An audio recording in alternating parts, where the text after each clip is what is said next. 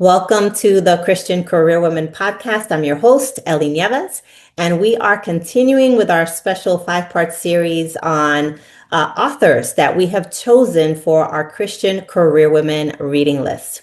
If you're new to the Christian Career Women Network and podcast, welcome. We are a membership organization for Christian women professionals who want to grow in their faith, get ahead in their careers, and live fulfilling lives with Christ at the center. Through monthly professional development sessions, live coaching, and conversations like the one that we're about to have today, we are creating a space for Christian women who want to talk honestly about faith, ambition, leadership, calling, and all of the realities of navigating today's workplace. And today's conversation gets right to the heart of so many of those questions. Our guest is Joanna Meyer. She is the author of Women, Work, and Calling, Step into Your Place in God's World. Joanna serves as Director of Public Engagement at the Denver Institute for Faith and Work, where she founded Women, Work, and Calling, a national initiative that equips women for influence in public life. She also hosts the Faith and Work podcast. Before joining the Institute, Joanna worked in global telecommunications, nonprofit consulting, and campus ministry with Crew. She also served as associate faculty at Denver Seminary and in what may be my favorite line in any guest bio as a sewing instructor at Fancy Tiger Crafts. And I'm going to ask you more about that later. Joanna holds an MA in social entrepreneurship from Baki Graduate University and graduated magna cum laude from the University of Colorado Boulder. Joanna is a contributor to Women and Work, bearing God's image and joining in his mission through our work. Joanna, welcome to the Christian Career Women podcast. It is so great to be with you. Hi, everybody.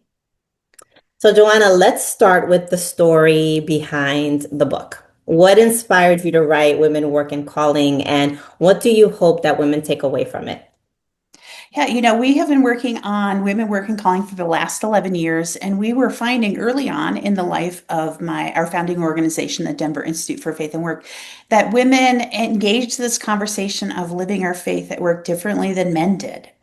Some of it was engaging historical inequities that women have faced in the marketplace. They had different questions about how to grow their career, how to have an effective leadership presence in places like that.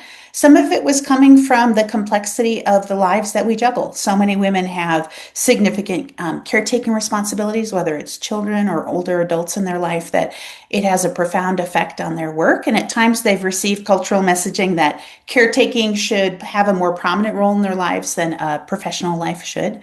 And also, we just found there was a gap that women had never been discipled to have a biblical understanding of the role that work plays in the mission of God. And in the absence of good, positive teaching, there was a lot of cultural messaging that was being taught in Christian circles that wasn't biblically based. It was very much of a generation or of a denomination or a region of the country or a point in history instead of being pure, honest scripture about what God invites women into. And so as we saw both the needs and the gap, we realized that one of the best ways for us to start filling it was to create a simple, accessible, both discipleship framework and tool that could be shared. And so the Women Work and Calling book fit that need.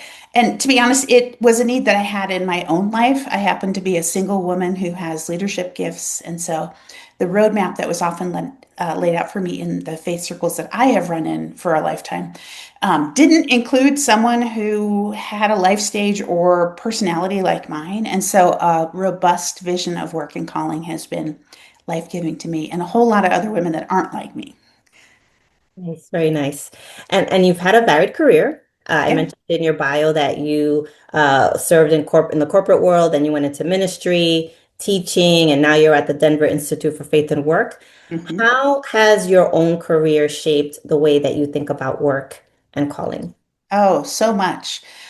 I had spent the first 12 years of my career working in campus ministry. And so I just had a lot of everyday conversations with college students that were thinking about the role that faith would play in their life. And I loved it. I loved introducing students to Christ and then teaching them how to grow in some of the foundational aspects of their faith.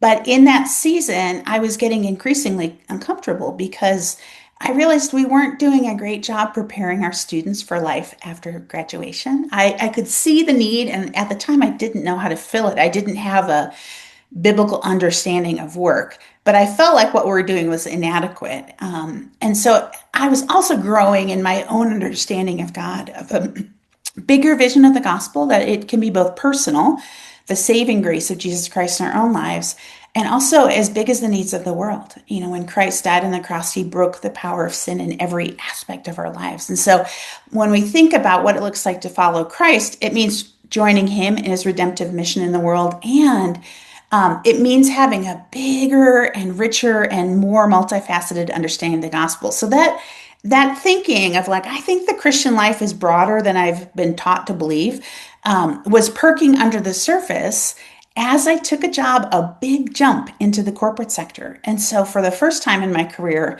I was seeing multifaceted workforce. It was pluralistic with people of all kinds of worldviews. I also had a chance to see some senior leaders who were Christians, and I watched the unique relational influence that they had in those contexts just because of the integrity and the clarity with which they lived their faith. I also saw the potential of a corporation that had a social conscience to do good in their communities. And so I just started thinking like, God is at work in the business sector, but I don't know if every business leader, especially executives, have the freedom to think about how they would steward these incredible resources within the organization and in their communities. And so I started thinking about that combination of like a bigger vision of the gospel, that God's at work in the world and in culture, and seeing the potential of the business world came together. And I was like, there is something here, and I want to know what it's about. So I started working on a master's degree in social entrepreneurship at a Christian business school. So I was thinking about how businesses can develop their communities when they have this conviction to serve the common good.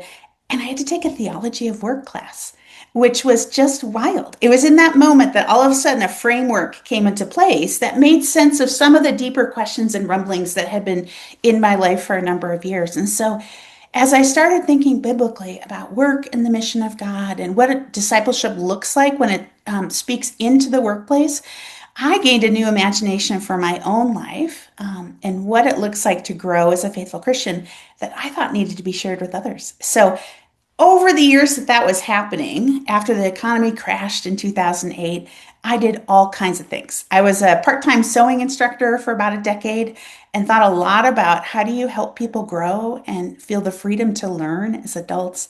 I was teaching at the seminary, I did nonprofit consulting. I was doing a lot of stuff to keep bread on the table in a really rocky season economically.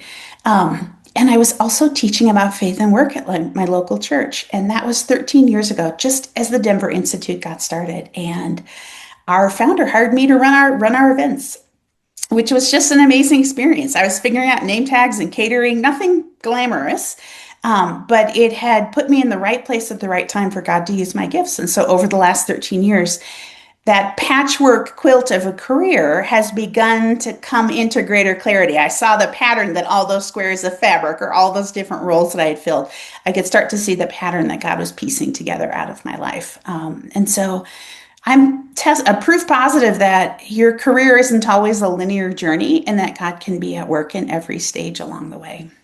It's an amazing story. Thank you for sharing your journey. So in all of that, and your book has the word calling in it. So what does calling actually mean? Yeah, that is $1 million question. And I'm going to respond to it a couple of ways. One is just to acknowledge that calling can be a very personal thing. A lot of us in our faith communities may have heard teaching or the suggestion that God has one special thing for you. And even in non-spiritual context, just in popular culture, you'll hear language about following your bliss, or if you find the job you were meant to do, you'll never work a day in your life. We have this idea that there's something special that you're made to do that's out there, and it's your job to figure out what it is. In Christian communities, sometimes we'll talk about God having an assignment for us, or we use that language of call or vocation. And it can be tough to navigate all of that messaging around calling and compare it to scripture. Sometimes when we have too narrow a vision of calling, it actually can be paralyzing because we don't know how to figure out what that call is, or we don't know what happens when something that you think is a calling is not fulfilled. I'm somebody that would have loved to have been married or become a mother, and that just was not part of the direction that God had for me. And so I've heard plenty of language about calling around marriage and motherhood that I haven't been able to realize in my own life. So I'm starting by saying, like, wow, there's a lot of pressure around what it means to be called. And I would argue from scripture that calling is a lot broader than we think it is. We see two big examples of calling in scripture. We do see examples where God reached into history and called specific individuals who played a distinctive and a very special role in the history of Israel or the life of the church. Examples of like that are Moses in the burning bush, or Paul on the road to Damascus, or even Mary when the angel Gabriel announces that she's going to carry Christ. Those are examples of when God is having this extraordinary invitation to people. And remember, we said they were also people that had a very specific role to play in the redemptive plan that God reveals in Scripture. Those are descriptive of how God can work, but they are not prescriptive of how God will work. That's an important distinction. They are descriptive of the narrative of how God has worked in human history. They're not prescriptive, meaning that any Christian can expect a burning bush revelation of God's plan for them. What we do see is true of the calling that every Christian has received is revealed in other parts of Scripture. We know that when we respond to Christ's invitation to follow Him, we step into a calling of discipleship. That's true of anyone who follows Christ. We share a common call of discipleship. We also share a common call of our identity as members of the church, the capital C. You see in the Pauline letters, he talks about being called to one faith, one baptism, one community that is the church. And so we realize, oh, wow, anybody that follows Christ is also part of this shared identity of being part of the universal church of all history and all time. So all of a sudden realize, before God's ever specific about what it means to follow Him or to have a call, He's general. Like He invites us to some things that are true of any believer. And that can be both challenging because it will confront some of the assumptions about what it means to be called. It can be a little unnerving because it's a wide open space, right? When God gives us a very general call, it's like, well, what does that mean for my own life? But I think it's very empowering because it encourages us to be entrepreneurial about our own lives. That when we're surrendered to Christ, we don't have to be afraid of somehow missing our calling. Instead, we're put into a posture of being discerning and mindful of how God is at work in our lives, and creative and entrepreneurial. We know what God is doing and renewing all things in the world. And we have a unique giftedness in the places that we are to get creative about how we're going to live that out. So that broad sense of calling can be wonderfully life-giving when we adjust our mindset to understand it. I love that because it sounds to me, as you describe it, almost as a dance, right? God said, Mm-hmm. He takes a step, you take a step. God takes a step, you take a step. And it's part of taking that step that really opens up the possibilities, the opportunities. And you use the word entrepreneurship. There's a level of creativity, a level of taking risk. There's a level of doing something new that maybe has never been done before. So it really is a unique opportunity for us to kind of lean into a new adventure with God to find out what that calling might be.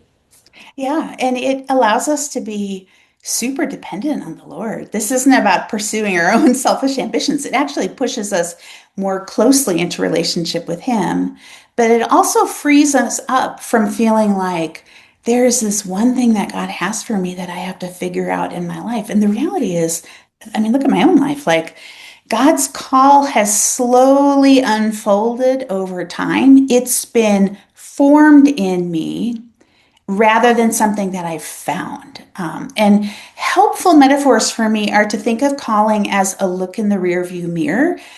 We so want God to announce in advance what he wants us to do. And often, if you talk to any person that's walked with him for many years, you realize that God is quietly working alongside us in ways that we may not understand. But as you look in the rearview mirror where you've come from, you think, oh, look at all the ways that God was preparing me for this moment or this role. And that is so helpful because it changes our focus. It shifts it onto God rather than trying to find this one perfect thing that we think he has for us. Absolutely. That's wonderful.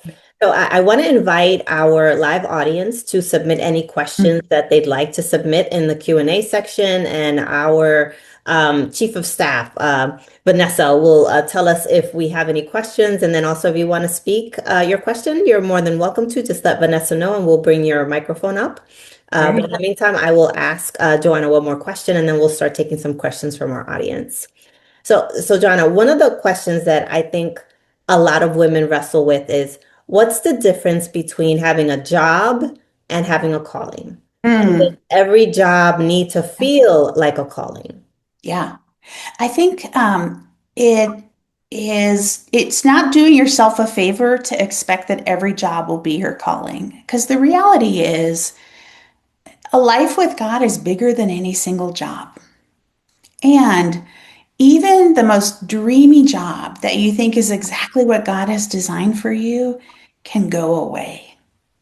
And that's a hard reality of our modern economy and just life. Like I think about a great job that I had when the economy crashed in 2008, and it evaporated over the course of a month when corporate funding dried up for educational and development projects within the organization. And now, if I had put all of my hopes like this is my call, I would have been sorely disappointed when suddenly it disappeared. I know people who have worked in ministry sectors are often pushed to say, how do you feel called to a specific role? And it's tough because you can get fired from jobs. I've been fired from jobs.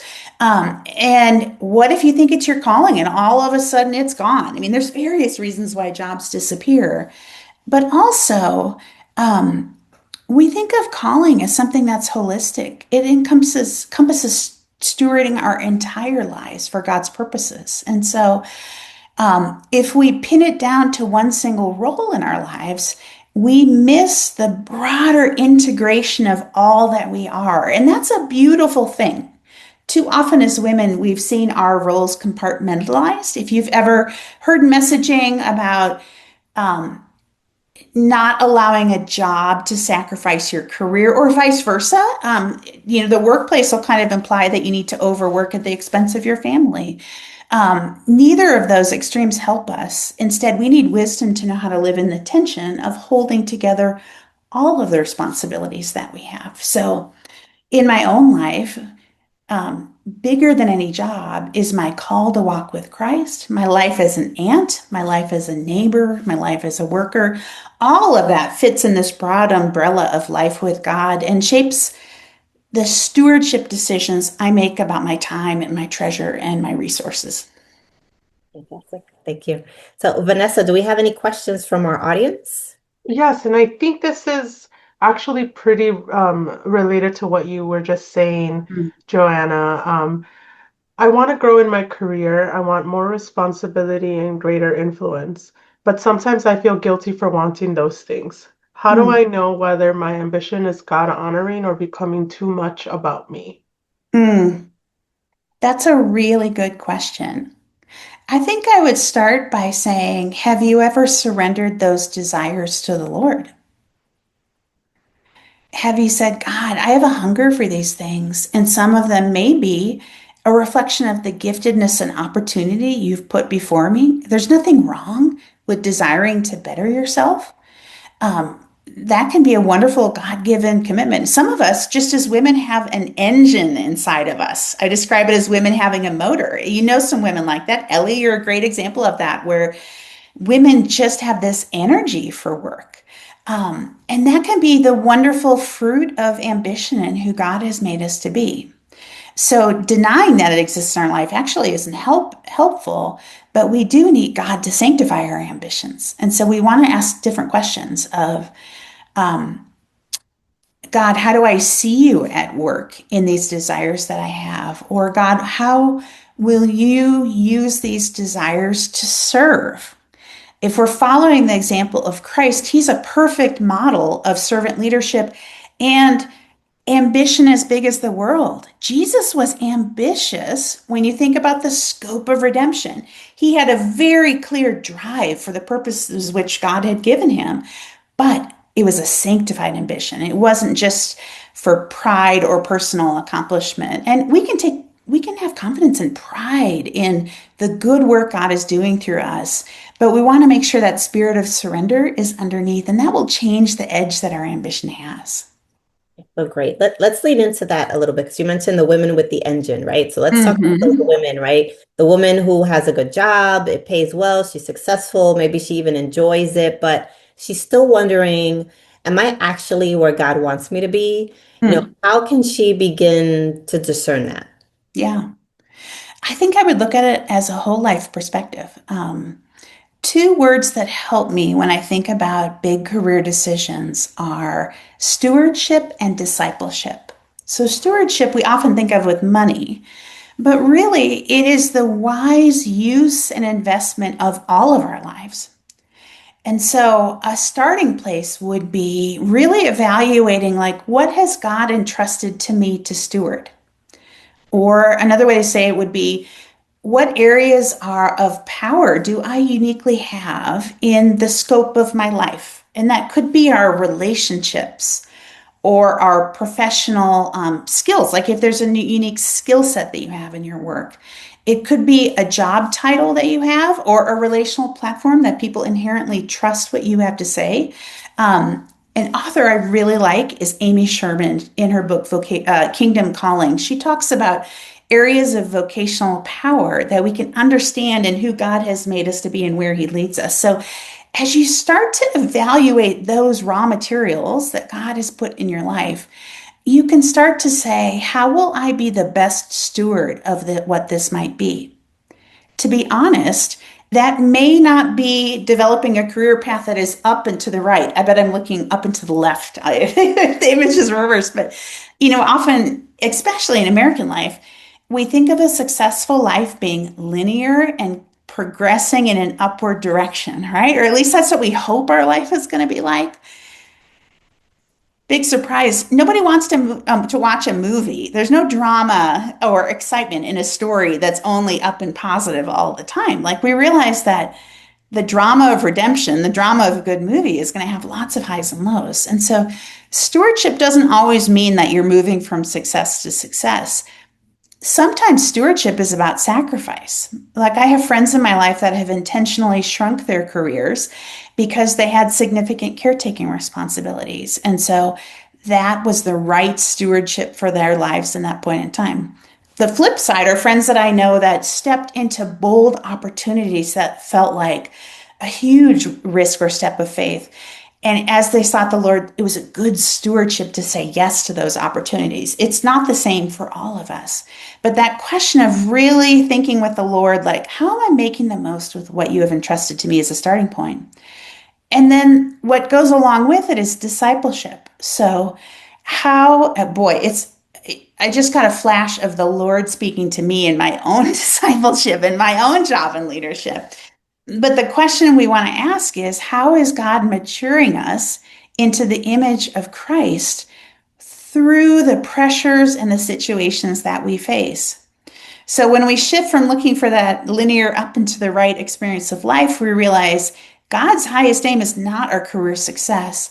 It is that we would be conformed to the image of Christ. And so whatever those circumstances, whether they're exciting opportunities or very sacrificial decisions that we have to make, God can meet us in them to accomplish His goal of maturing us. And so I think when you're taking that different perspective of stewardship and discipleship, it gives you a whole lot of new questions to ask when you consider career opportunities.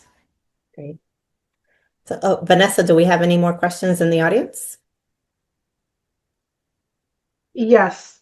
Um, I think I know that it's time for a change, but I'm afraid of walking away from everything I've built and Mm, starting over. mm, How do you discern when taking that kind of risk is an act of faith rather than just an emotional reaction? mm. That's a good question. One thing I would wonder is, are there small experiments that you could do that would help you discern if God is leading you in that direction? Like so often we think of a major jump, all or nothing. And maybe there are opportunities for small discernment to see how God worked by taking smaller steps that will get you there.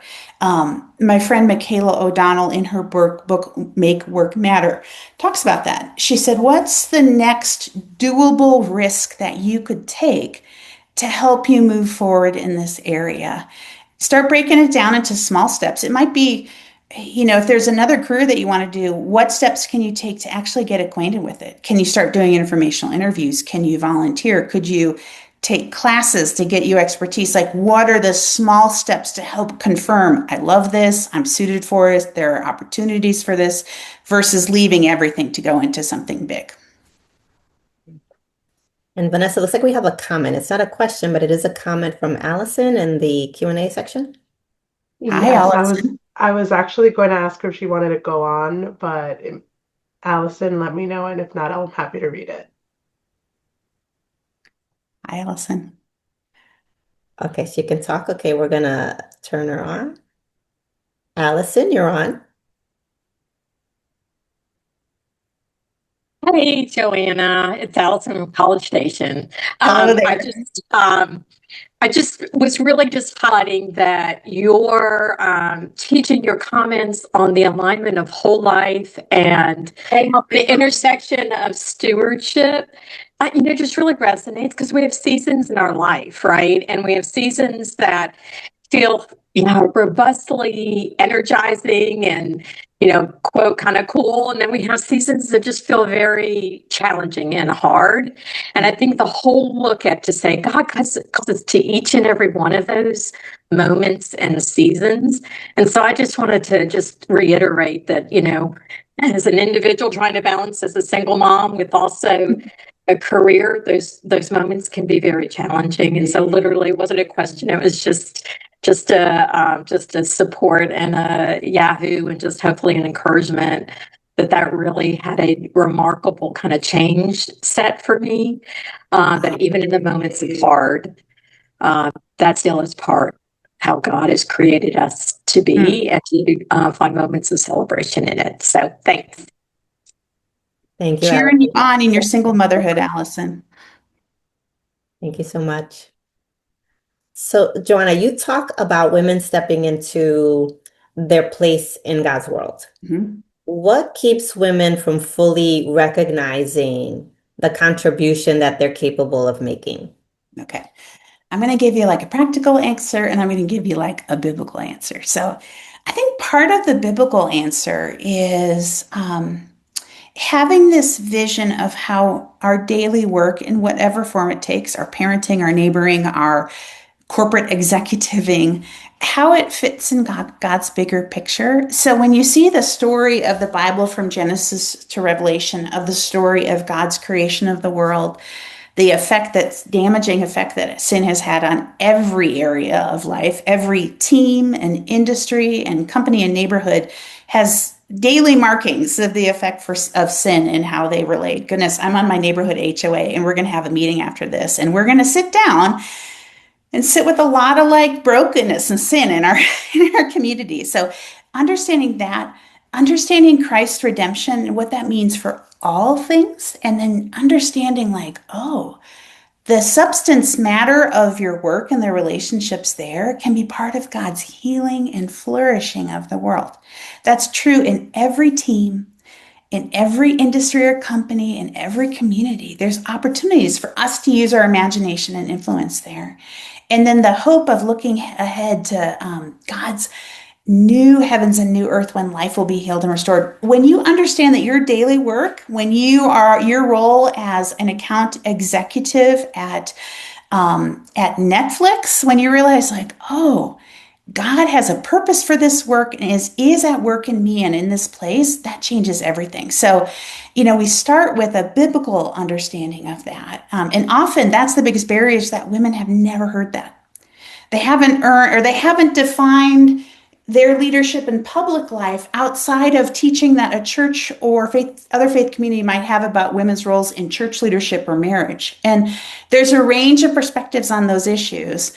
But I argue, as I have for over a decade, that in public life, it's all play. We see that in Genesis, that women are invited to be part of a blessed alliance between men and women, stewarding and developing and caring for the earth. So filling that gap with some really good biblical basis and imagination is a starting point. But then the other barriers, there's a couple that come up over and over and over again. It would be imposter syndrome and limiting beliefs, which I think are two expressions of a similar problem of feeling like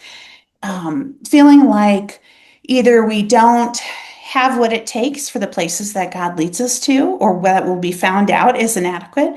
And then our own self-talk that keeps us from living in freedom and embracing what God has for us. It's really funny when I teach in contexts like this because it's like a mirror in my own life. And I think about my own limits that I've put on my own life. And it's really humbling. So, Joanna, what would you say to the woman who feels overlooked? The woman who Mm. feels like she's underutilized and she wonders whether she actually needs to leave her job or her Yeah. company or organization to Mhm. fulfill her calling. I think there are some practical questions that you can have. Well, one, start with the inner life, like get in some conversation with trusted friends or a circle, just like the one that Ellie has formed here, to be able to have honest feedback about where you're sitting potentially. And yeah, get some trusted advisors to help you. But then ask questions at work in an appropriate way. Any organization worth its salt should be able to articulate how people get promoted and why. And so you may want to ask your supervisors, I'd like to see my career grow here. What are the steps that I would need to take to advance in the organization? Or are there specific areas of development that you think are lacking in my own life that would keep me from advancing here? Like in an appropriate way, ask for feedback about that.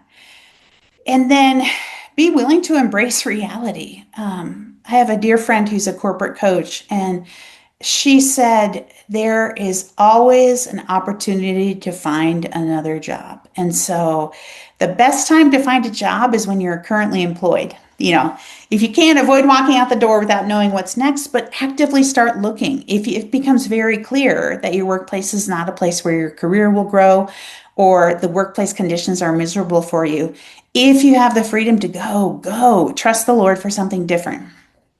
Right. Now, Ellie, what's hard is I want to know your thoughts. And I know that's not the goal. I know I'm the guest perspective, but I'm like, Ellie, what would you do? Joanna, you're gonna laugh, but I forgot the question I asked you. Oh, you would ask how do you really discern if there are opportunities for you to advance at your job? And what do you do if it becomes clear that there aren't? Yeah, I agree with you. I think that sometimes we need to actually take that step of faith and look elsewhere.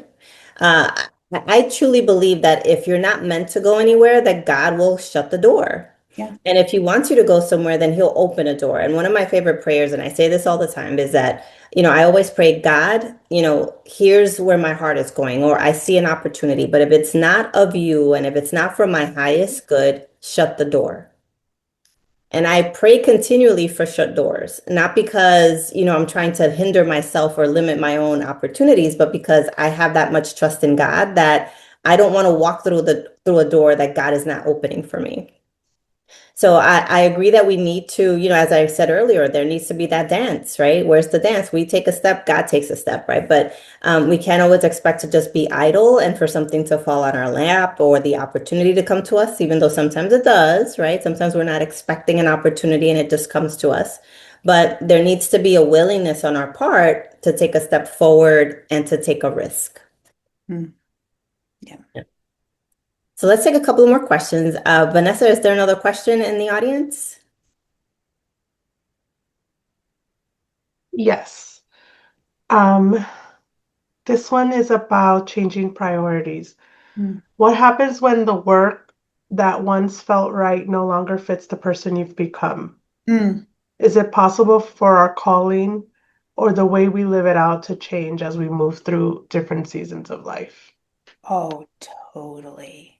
And that is one of the gifts of a broad understanding of calling, is realizing that how God works through us evolves over time and across seasons and in different opportunities. It's not a static thing. It's not like you find the destination and off you go.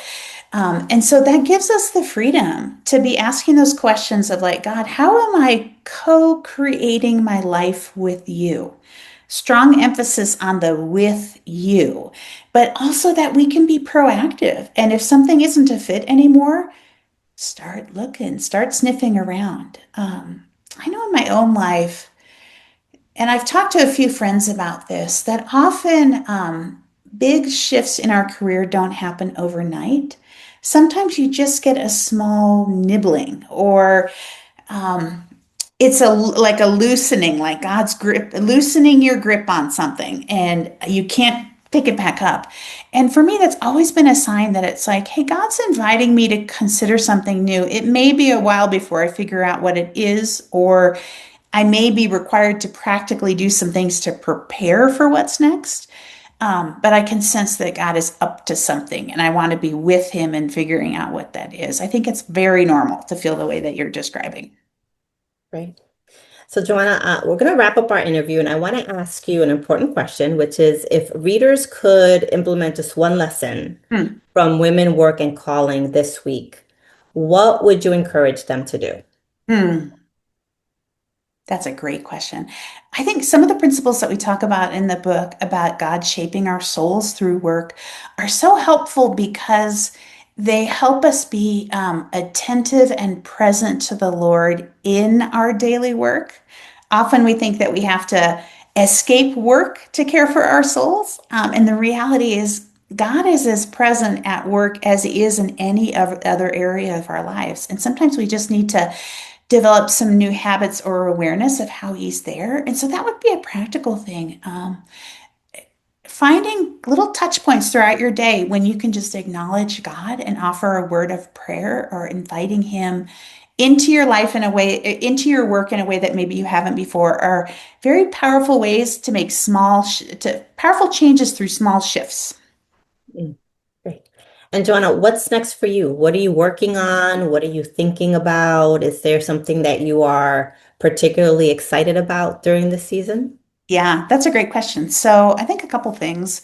One is something that you've experienced, Ellie. We're really passionate about shifting the conversation for Christian women around the roles they play in public life. And so we are building a national ecosystem of people that are thinking about how do we disciple women for the scope of their vocation. So I'm excited to think about how we can see that network grow and continue to enrich the conversation for how Christian women are discipled. And then personally, I want to do some deeper thinking about what it looks like to have my personal life thrive. I've been very entrepreneurial and hustling for a number of years as we've grown Women, Work, and Calling, but it's come at a cost. I maybe am not a great example of perfect work-life balance. And so I need to spend some time imagining what God would have for my life. And especially I'm in I almost said midwife, midlife. And there are new opportunities and challenges that come with it. And so just asking, Lord, how would you have me steward this season of my own life is what's up next for me. Fantastic. And how can our listeners connect with you, and how can they pick up a Mm. copy of your book, Women, Yep. Work, and Calling? Oh, thanks for holding it up. The book is available at most booksellers, including Amazon. It's super short. And one thing that's great about it is it really encourages conversation, but it's not a heavy or a thick read. You could do little devotionals over the 20 chapters over 20 days. You can find me just by Googling my name and Women Work and Calling, and it'll pop right up. You'll find me at the womenworkandcalling.com website. And I also have a personal website, and I'm on LinkedIn and Instagram and Facebook. Well, Joanna, thank you so much for joining us today. I really do hope that today's conversation gives women permission to think more expansively about their work, about their gifts, about the influence. You use the word power, which I like to use the word power too. We shy away from the word power in so many different ways. And God can really use them throughout these seasons of their lives. So thank you so much for sharing with us today. Such a gift to be with you. I love getting to meet all of you on the other side of the webinar. Thank you. And to everyone listening, thank you so much for joining us today. And we hope that you will join us for our next Meet the Author series. Next week, we have one more author to go. So we hope that you'll join us for that. And if you're enjoying these conversations and you're looking for a community of Christian women to take both their faith and their careers seriously, I would love to invite you to learn more about the Christian Career Women Network. And I also have exciting news that I've been sharing. This fall, I'll be launching my first book. It's a practical career guide designed to help Christian women develop confidence, build influence, and also advance professionally while remaining grounded in their Christian values. So we're currently recruiting for our launch team. If you are interested in joining the launch team, you'll get some early views into the book and an opportunity to share with other women who are also part of that launch team. Please go to christiancareerwomen.com, click on the book tab, and you'll find all of the information there. So thank you for listening to the Christian Career Women podcast. Until next time, keep growing in your faith, keep showing up with excellence in your work, and trust that God can use every season of your career for his purposes. God bless. See ya.